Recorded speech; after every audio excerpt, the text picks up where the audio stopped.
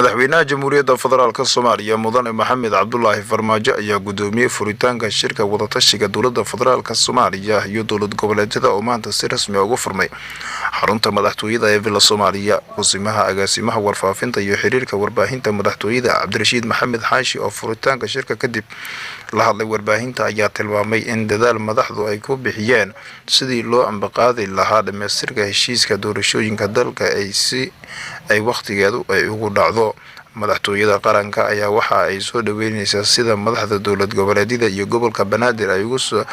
ugu dadaaleen ka soo qaybgalka shirka iyadoo haatan loo dhan yahay kamara dhalinta shirkan oo muhiim u ah hirgelinta doorashooyinka dalka. madaxweyne Maxamed Cabdullaahi Farmaajo ayaa furitaanka ka hor waxa uu kulamo hordhac oo la qaatay madaxda dowlad goboleedyada iyo gudoomiyaha gobolka Banaadir ahna duqa magaalada Muqdisho kuwaas oo ku saabsan sidii shacabka Soomaaliyeed ay u heli lahaayeen xuquuqdooda dastuuriga ah ee ku aadan in ay doortaan mas'uul ay iyagu ay ku aamini karaan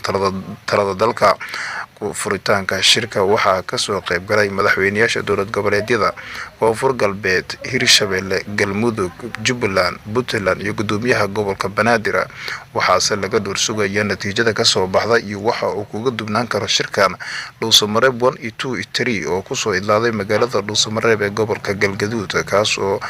madaxweynayaasha Koonfur Galbeed, Hirshabelle, Galmudug, gudoomiyaha gobolka Banaadir iyo madaxweynaha Soomaaliya kaas oo lagu gaaray in doorasho dadban ay ka dhacdo gudaha dalka isla markaana ay waqtigeedu dhacdo balse laga doorsugayay waxa uu kaga dubnaan karo shirkan. Soomaali badan oo ku nool gudaha dalka iyo dibadda ayaa waxa ay ka doorsugayaan natiijada ka soo baxda kamara dhalinta heshiisyada ay ku gaaraan madaxda Soomaalida.